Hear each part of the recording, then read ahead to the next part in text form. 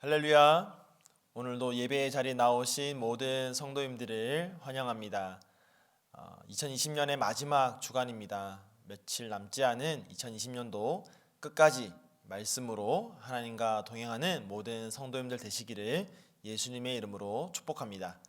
이 시간 함께 말씀 보겠습니다. 오늘 함께 볼 말씀은요, 시편 42편의 말씀인데요, 말씀 봉독은 1절부터 5절까지 함께 하도록 하겠습니다. 시편 42편 1절부터 5절 말씀 함께 읽겠습니다. 하나님이여, 사슴이 시냇물을 찾기에 갈급함 같이 내 영혼이 주를 찾기에 갈급하니이다. 내 영혼이 하나님 곧 살아계시는 하나님을 갈망하나니 내가 어느 때에 나아가서 하나님의 얼굴을 배울까. 사람들이 종일 내게 하는 말이 내 하나님이 어디 있느뇨 하오니 내 눈물이 주야로 내 음식이 되었도다. 내가 전에 성의를 지키는 무리와 동행하여 기쁨과 감사의 소리를 내며 그들을 하나님의 집으로 인도하였더니 이제 이 일을 기억하고 내 마음이 상하는도다. 내 영혼아, 내가 어찌하여 낙심하며 어찌하여 내 속에서 불안해하는가. 너는 하나님께 소망을 두라. 그가 나타나 도우심으로 말미암아 내가 여전히 찬송하리로다. 아멘. 말씀을 위해서 함께 기도하겠습니다. 사랑의 하나님, 감사합니다. 어제도 오늘도 내일도 변함없이 신실한 하나님의 인자와 자비로 오늘도 우리가 이 시간 예배의 자리에 나왔음을 믿음으로 고백하며 그 주님의 말씀에 귀를 기울입니다.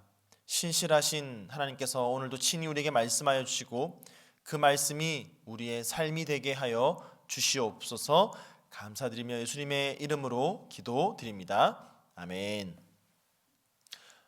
오늘 우리 함께 묵상하게 되는 이 시편 42편의 말씀은 너무나도 유명한 구절로 시작을 합니다. 1절 보면요, 하나님이여, 사슴이 시냇물을 찾기에 갈급함 같이 내 영혼이 주를 찾기에 갈급하니이다 라고 합니다. 사람이 하나님을 찾는 모습을 사슴이 시냇물을 찾는 것과 같은 모습으로 비유한 바로 이 표현, 시편에 나오는 수많은 표현들 중에서도 우리가 가장 친숙하고 또 우리의 머릿속에 깊이 새겨져 있는 그런 구절입니다. 그러다 보니까 이 표현을 시편 여러 곳에서 사용한 것처럼 그렇게 생각하기 쉬운데요, 사실은 그렇지 않습니다. 이 표현은 오늘 우리가 묵상하게 되는 이 시편 42편에만 나오는 그런 표현이죠. 그럼에도 불구하고 대부분의 성도님들이 이 표현을 알고 있고 아는 것으로 끝나는 것이 아니라 마음에 또 새기고 있다라는 것은 그만큼 이 표현이 우리의 삶에 깊이 와 닿기 때문이죠. 우리가 마주하는 현실들을 이 시편의 이 1절의 표현이 너무나도 잘 공감하고 있다라고 그렇게 느끼는 것입니다. 자, 그런데 사슴이 시냇물을 찾기에 갈급하다라는 이 표현은 사실은 생각보다 훨씬 더 간절한 그런 표현입니다.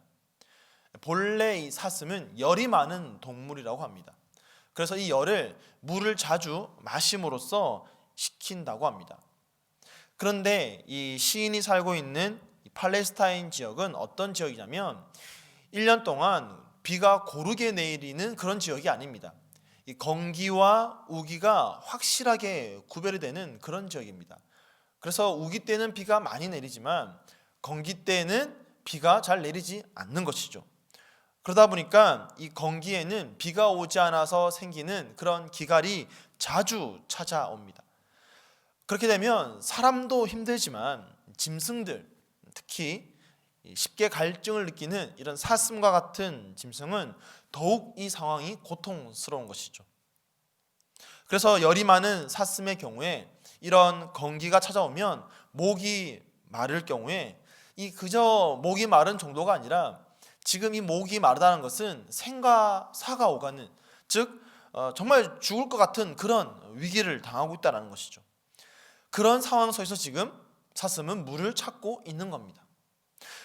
사슴이 느끼는 갈급함이라는 것은 물을 마시면 좋고 아니면 그만인 그런 상황이 아니라 물을 마시지 않으면 지금 그의 생명이 위태로운 그런 위기를 맞고 있는 그런 상황 속에서의 갈급함이라는 것이죠. 그만큼 지금 시인이 당하고 있는 고난과 고통이 그 정도라는 겁니다. 우리가 흔히 생각하는 그런 생각 이상의 고통을 당하고 있다는 것이죠. 특별히 2절을 보면요, 시인이 하나님을 찾기에 갈급해하는데 그 하나님을 어떻게 표현하냐면 살아 계시는 하나님이라고 그렇게 표현합니다.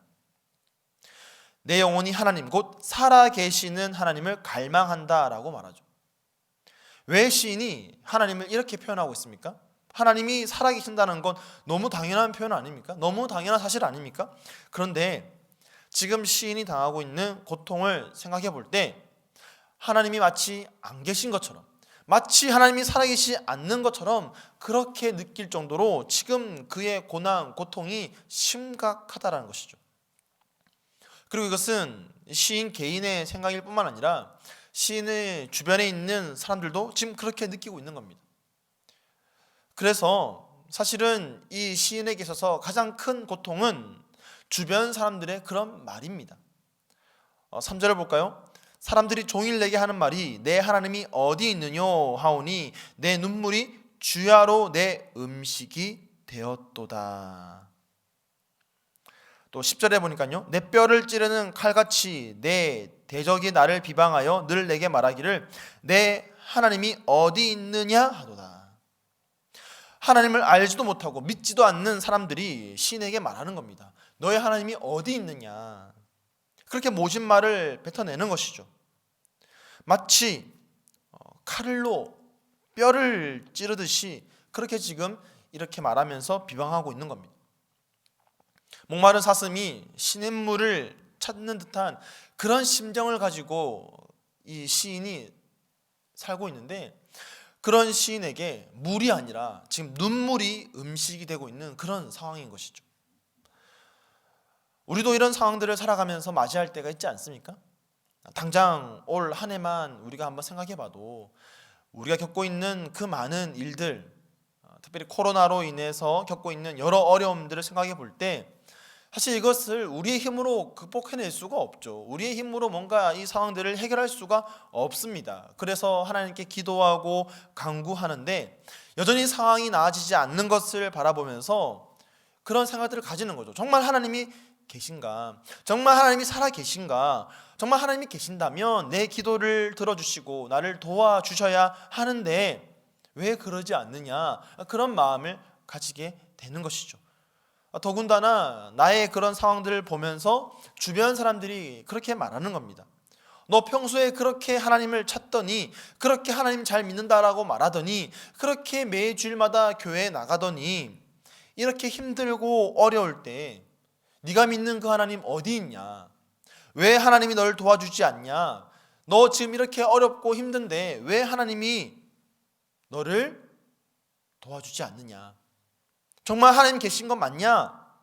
그렇게 주변 사람들이 나를 조롱하고 모진 말을 뱉어내면 마치 칼로 뼈를 찌르는 듯한 그런 고통, 그런 서러움을 느끼는 것이죠. 그래서 눈물 짓게 만드는 겁니다. 우리로 낙심하게 만들고요, 우리로 절망하게 만듭니다. 지금 시인이 그런 상황이라는 겁니다. 자신의 감정을 그대로 있는 그대로 표현하고 있죠. 나는 지금 낙심하고 있다. 나는 지금 불안해하고 있다. 자신의 감정을 그대로 이야기하고 있습니다. 그리고 이것이 끝이 아닙니다. 시인은요, 왜 지금 자신이 이렇게 낙심하고 불안해하고 있는지 다시 한번 돌아보면서 진짜 이유를 찾아내려고 합니다. 자신의 그 낙심하는 마음, 불안해하는 마음의 근본적인 원인을 한번 분석해 보려고 하는 거죠. 내가 왜 이토록 낙심하고 있는지, 내가 왜 이토록 불안해하고 있는지 근본적인 원인을 알아야 해결책을 찾을 수 있는 거죠. 저와 여러분도 마찬가지입니다. 마음이 불안하고요, 답답하고 괴로울 때 도대체 나로 하여금 이토록 불안하게 만드는 근본적인 이유가 무엇인가? 근본적인 이유가 뭔지를 스스로 분석해 볼 필요가 있습니다. 그렇게 이유를 찾아야 해결책도 찾을 수가 있는 거죠. 자, 그렇게 스스로를 한번 돌아보았던 시인이 무언가를 발견하게 됩니다. 무엇을 발견하게 되느냐? 왜 내가 이토록 불안한지 그 불안의 원인, 이유를 찾아내는 것이죠. 그 근본적인 원인을 한번 찾아보니까 돈 때문이 아니었습니다. 건강 때문도 아니었습니다. 원수의 조롱, 비방 때문도 아니었습니다. 이것이 근본적인 원인이 아니었습니다. 자신의 미래가 불투명하고 어둡기 때문도 아니었습니다. 하나님이 자신의 상황을 도와주지 않아서 그런 것도 아니었습니다. 어쩌면 시인은 이런 이유들, 금방 떠오르는 이런 이유들을요 하나하나 자신의 상황 속에 대입해 보았을 것입니다. 그런데 이 모든 사실들을 자신의 그 불안함에 하나하나 비춰보니까 사실 이것들이 근본적인 원인이 아니었던 것이죠. 그리고 마침내 시인은 그 이유를 찾아냅니다. 그 근본적인 원인은 바로 하나님에 대한 자신의 신뢰가 부족한 것이었습니다. 자기 자신이 하나님께 친밀하게 붙어 있지 못했다라는 사실을 발견하게 되는 것입니다. 하나님을 향한 믿음이 너무나도 바닥으로 떨어져 있었음을, 그래서 고난 가운데에 하나님을 바라보지 못했음을 깨닫게 되는 것입니다. 그래서 하나님께 소망을 두지 못했던 것입니다. 그래서 이 근본적인 원인을 찾게 된 시인은 자신을 향해서 이렇게 외치게 됩니다. 5절 말씀인데요, 우리 한번 같이 읽어보도록 하겠습니다. 내 영혼아, 내가 어찌하여 낙심하며 어찌하여 내 속에서 불안해하는가? 너는 하나님께 소망을 두라. 그가 나타나 도우심으로 말미암아 내가 여전히 찬송하리로다. 아멘. 사랑하는 성도 여러분, 우리를 둘러싼 수많은 환경, 수많은 상황들이 우리를 힘들게 하고 우리를 불안하게 만듭니다. 하지만 사실 모든 불안, 모든 염려, 외로움은 외부적인 환경보다는 우리의 내적인 믿음에서부터 비롯된다는 것을 우리는 깨달아야 합니다.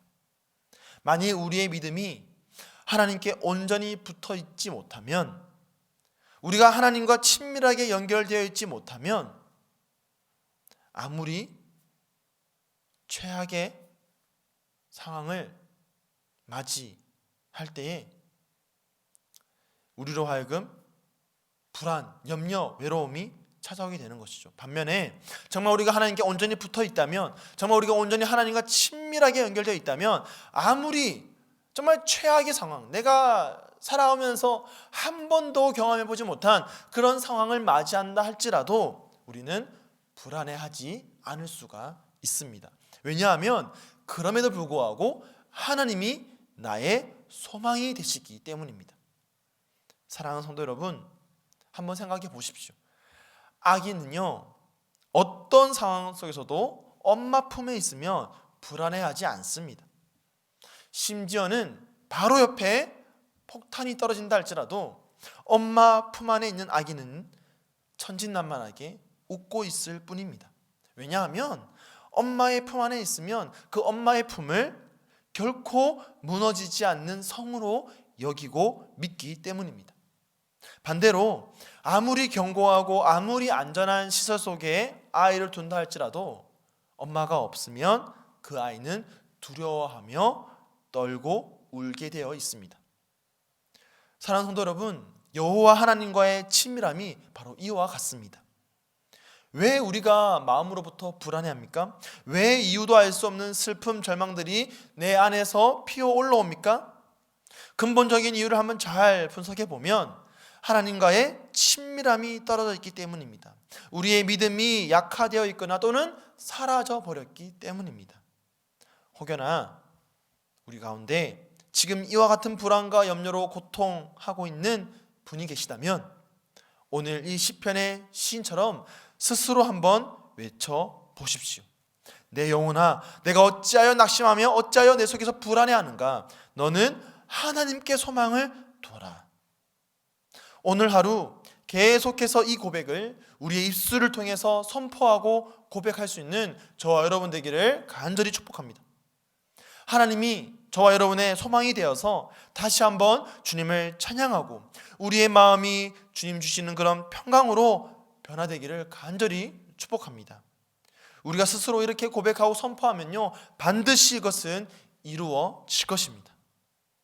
2020년이 끝나가는 이 시점에 다시 한번 우리의 마음을 주님께 올려드리고 모든 환경을 뛰어넘어서 다시 주님을 찬양할 수 있는 그런 저와 여러분 되기를, 그가 나타나 도우심으로 말미암아 내가 다시 한번 주님을 찬송하리로다. 너는 그러므로 하나님께 소망을 두라. 이 고백이 오늘 하루 저와 여러분의 고백, 또 우리 삶의 평생의 고백이 될 수 있기를 예수님의 이름으로 간절히 축복하며 축원드립니다. 아멘. 이 시간 함께 기도하겠습니다. 오늘 말씀을 기억하면서 정말 하나님께 소망을 두는 그런 삶, 그리하여 모든 불안과 염려로부터 이겨낼 수 있는 그런 우리의 삶이 되게 해달라고 함께 기도하시고요. 오늘은 화요일입니다.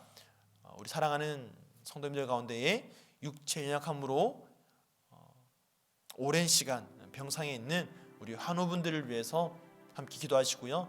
또한 디모데 청년부를 위해서 함께 기도할 때에 우리 청년들이 이 어려운 시기에 정말 굳건한 믿음 가지고 살아갈 수 있도록 다가오는 여러 겨울 사역들, 또 디모데 겨울 수련을 위해서 함께 기도해 주시기를 바랍니다. 이 시간 합심으로 함께 기도하겠습니다.